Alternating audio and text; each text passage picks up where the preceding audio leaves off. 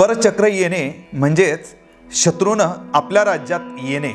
आल्यानंतर तो व्यवस्थित आणि सोयीचा यायचा नाही. तो उभ्या पिकामध्ये आपले जनावर आपले घोडे मुद्दाम घेऊन जायचा, जेणेकरून की त्या राज्यातल्या त्या शेतकऱ्यांचं नुकसान झालं पाहिजे. तो मुद्दाम आग लावायचा किंवा घरांना जाळण्याचे प्रसंग त्यावेळेस उद्भवायचे. मनुष्यहानी सुद्धा केली जायची, माणसांचे मुर्दे सुद्धा पाडले जायचे. देहू गावामध्ये असंच एक परचक्र आलेलं आणि या परचक्रामध्ये अतोनात जे दुःख त्या ठिकाणी निर्माण झालं ते मात्र जगद्गुरु तुकोबारायांना प्रचंड मन हिलावून सोडणारं होतं. पहा मित्रांनो, आजच्या या अभंगामध्ये आपण अशाच एका परचक्राच्या संबंधाने जगद्गुरु तुकोबारायांना झालेला त्रास आणि त्यानिमित्त त्यांनी विठ्ठलावर घेतलेली शंका. आता खरं तर विठोबावर जगद्गुरु तुकोबारायांची किती निष्ठा आहे हे मी सांगण्याची गरज नाही, आपल्या सगळ्यांना ते चांगली माहिती आहे. पण जेव्हा संकटच मुळात असं आलंय की जिथे आक्रोश आहे तिथे प्रचंड आलाप आहे, जिथं दुःखाची परिसीमा नाही, आणि असं असताना सुद्धा मग विठ्ठल कुठे आहे, आमच्या हरिदासाच्या वाट्याला हे आलं कसं, साहजिकच असे प्रश्न जगद्गुरु तुकोबारायांच्या मनात निर्माण होणं हे येणंच होतं. तोच हा आजचा अभंग आपण या ठिकाणी पाहणार आहोत. बघा, जगद्गुरु तुकोबाराय दुसऱ्या एका ठिकाणी असं म्हणतात की परपीडक तो आम्हा दावेदार विश्वी विश्वंभर म्हणून या.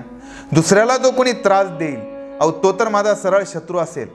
आपण सामान्य माणसं आहेत, क्षुद्र आहेत. आपण दुसऱ्यांना त्रास झाल्यावर आनंद मानून घेणारी माणसं आहेत, आणि जोपर्यंत आपल्यावर येत नाही तोपर्यंत आपण कुणाच्या मध्ये सुद्धा पडायला तयार नसतो.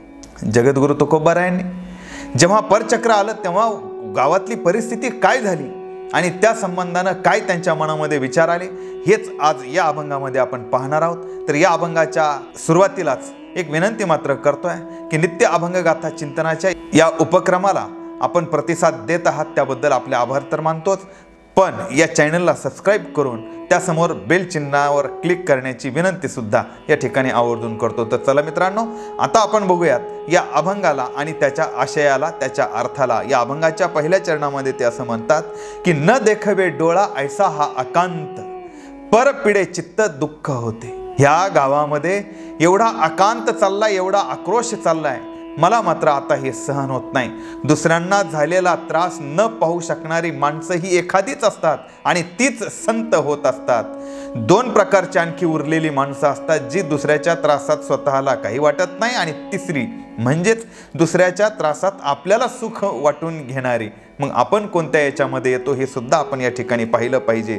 बघा, जेव्हा ही अशी परिस्थिती निर्माण झाली तेव्हा मात्र जगद्गुरु तुकोबारायांनी सांगितलं की तुम्ही येथे नसालसे झाले, आम्ही न देखिले पाहिजे हे. अरे, आम्ही हरिदास आहेत, आम्ही तर हे दुःख पाहिलंच नाही पाहिजे, हे आमच्या वाट्याला आलंच नाही पाहिजे. मग जर हे आमच्या वाट्याला आलं याचा अर्थ तू इथे नाहीस की काय, अशी मला शंका निर्माण झाली, जी जगद्गुरु तुकोबारायांनी स्पष्टपणे आपल्याला या ठिकाणी बोलून दाखवली. एवढंच नव्हे तर आता तिसऱ्या चरणामध्ये ते असं म्हणतात की परचक्र कोठे हरिदासाच्या वासे, न देखी जेत देशे राहतिया. अरे, जिथे हरिदास राहतात त्या देशाला परचक्राचा काहीतरी संबंध यावा का? पण जर आला असेल, मी स्वतः इथे आहे, इथे अनेक वारकरी लोक आहेत, इथे अनेक हरिदास आहेत, भजन कीर्तन या ठिकाणी चालतात, तुझ्या नामाचं स्मरण चालतंय ना, अशा वेळी जर परचक्र येऊन जर अशा एवढ्या पद्धतीची पीडा जर आम्हाला होत असेल, इथल्या लोकांना होत असेल, तर मग हे योग्य नाही, विठ्ठला हे अजिबात योग्य नाही. म्हणून एक प्रकारचं दुःख सुद्धा या ठिकाणी जगद्गुरु तुकोबाराय व्यक्त करतात. आता मात्र दुःखाच्याही पलीकडं म्हणजे एक थोडंसं ज्याला निराशा मानता येईल, एक थोडंसं हताश झालेली परिस्थिती जगद्गुरु तुकोबारायांची. शेवटच्या चरणामध्ये ते असं म्हणतात की तुका म्हणे माझी लाजविली सेवा, हीनपणे देवा जिने झाले.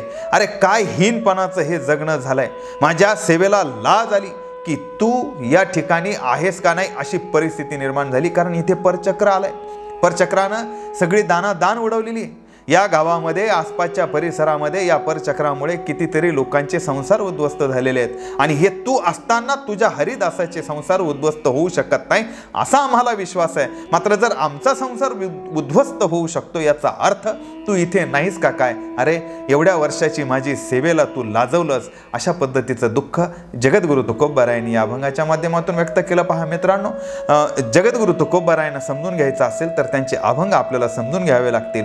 अभंग समजल्याशिवाय स्वतः जगद्गुरु तुकोबारायांना आपण समजून घेऊ शकत नाही. हाच एक छोटासा प्रयत्न आपण या नित्य अभंगगाथा चिंतनाच्या निमित्ताने करत असतो. आपल्या सगळ्यांचे आभार मानतो. धन्यवाद. रामकृष्ण हरी.